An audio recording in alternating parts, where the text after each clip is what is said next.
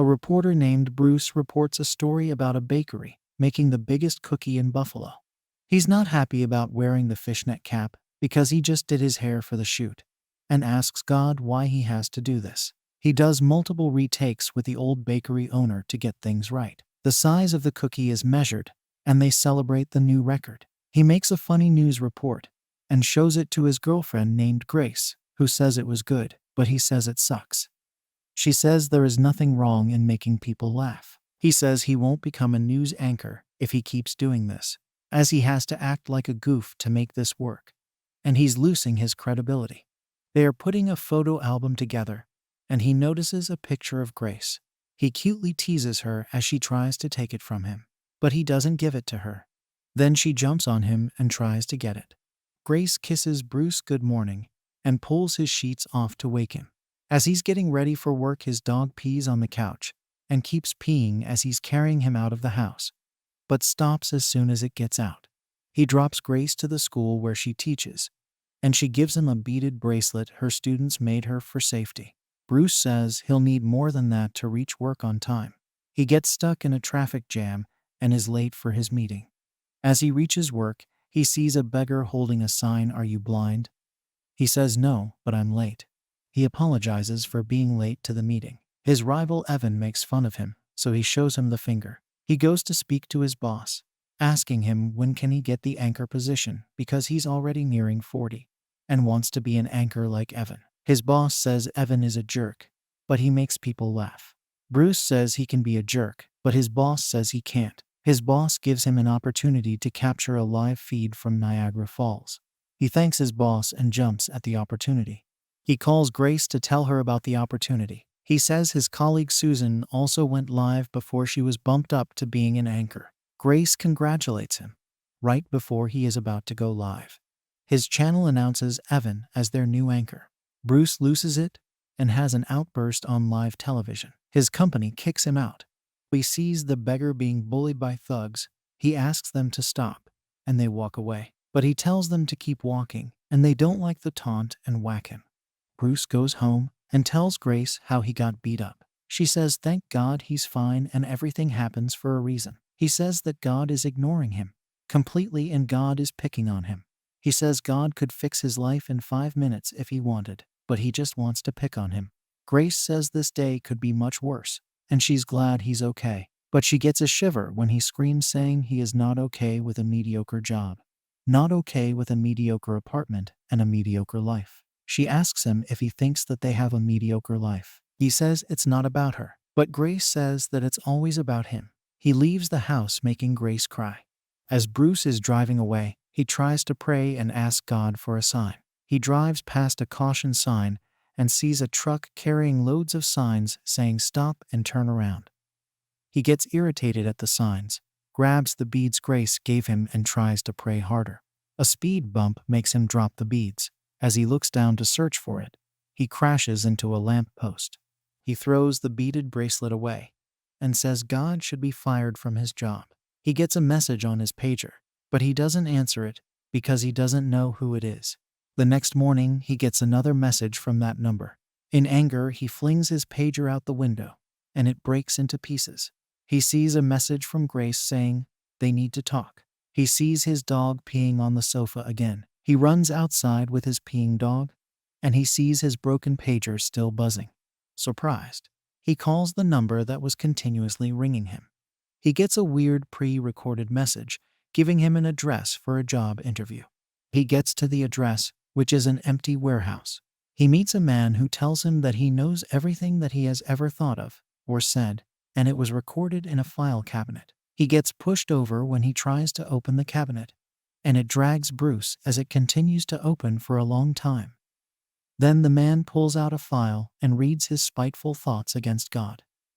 Bruce says that the man is spying on him, but the man says that he is God. Bruce doesn't believe him and says the cabinet thing is a magic trick. God proves it to him that the cabinet is not attached to the wall by pushing it away, and he is stunned. Bruce still doesn't believe it and asks him to guess the number of fingers he's holding behind him. God tells him not to test him, but answers his questions correctly, and for the last one even converts his hand into 7 fingers. God says that Bruce has been upset with God's job, so God is giving his job to Bruce to see how well he does it, and says that after he exits this building, he will be endowed with all of God's powers. He goes to his car, puts in the keys. It doesn't start, but when he says start, it starts at once. He doesn't believe that he has got God's powers, so he goes to a diner and finally believes when he parts his soup like God parted the Red Sea.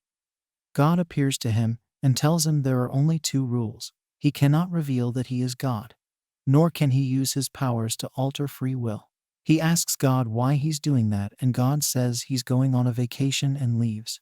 Thrilled by the prospect of having godlike abilities, he puts them to use by changing into a new shirt without buying it. He sees the thugs that beat him up and asks them to apologize. A thug says he'll apologize when a monkey comes out of his butt. Bruce says that day is today, and it actually happens. The thugs begin to run away. Bruce lets out bees on them. He tells the butt monkey to go back where he's come from, and the monkey goes back into the thug's butt. He goes to meet Grace and takes flowers for her.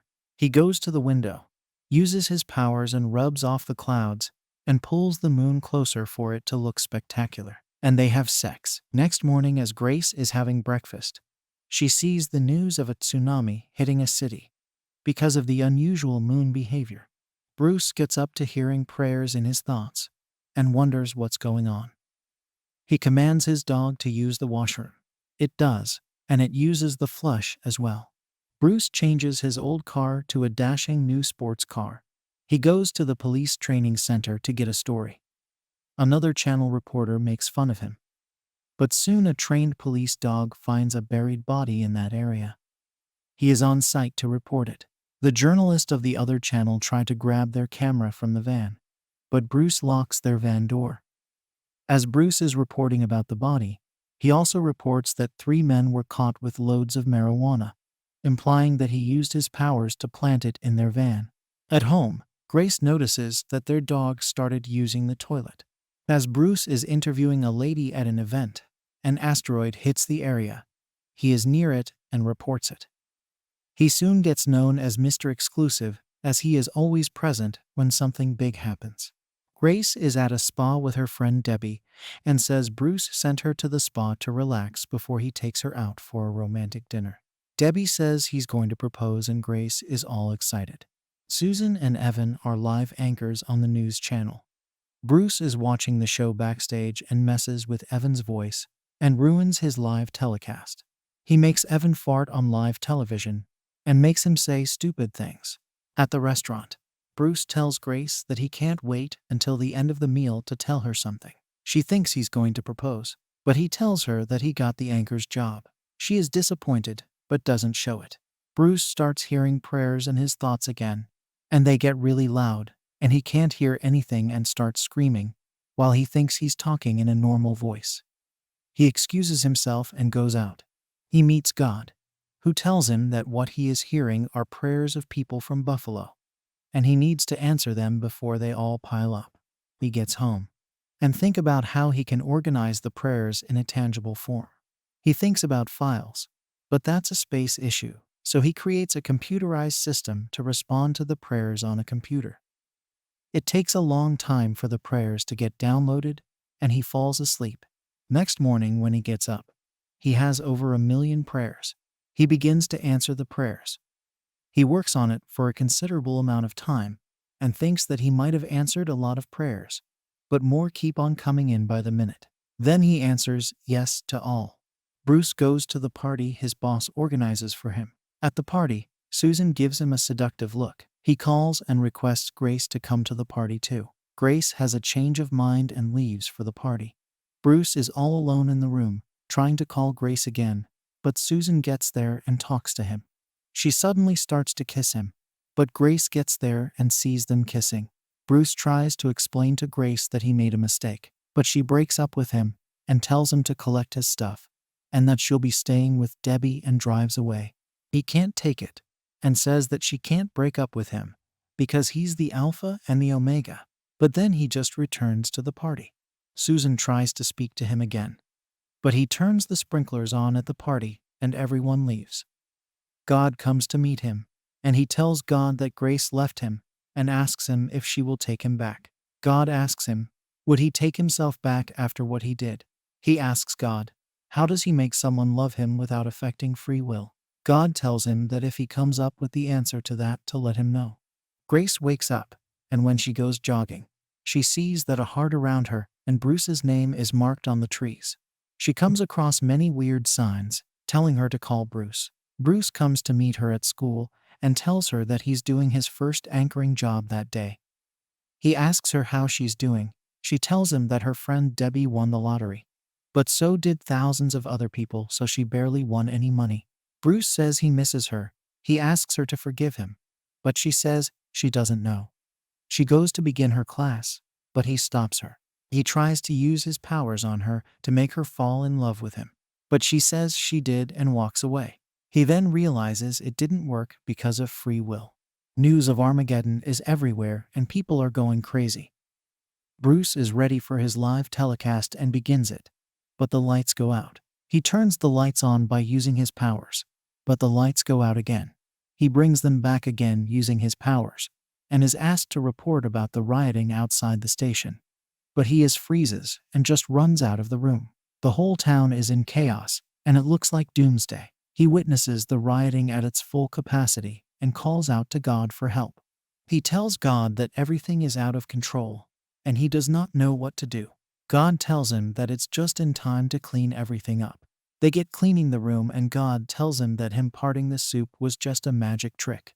But when a mother works 2 jobs and takes her child to soccer practice, that's a miracle. Everyone can work miracles in their lives, and he tells Bruce to be a miracle.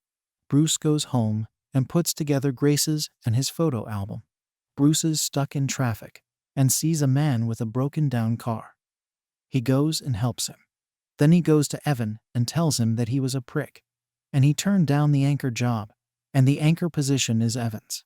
Bruce then teaches his dog to pee outside, and he sees Debbie, who's come to take Grace's stuff. Bruce gives Debbie the album he filled in with their pictures. As Debbie is leaving, she tells Bruce that Grace prays for him daily. Bruce goes and checks Grace's prayers on the prayer computer. He sees all the prayers she made for him. He sees that she is praying right now. He goes to her room and hears her prayer. She is praying to God, telling him that she loves Bruce, but she wants to stop loving him because it hurts her too much.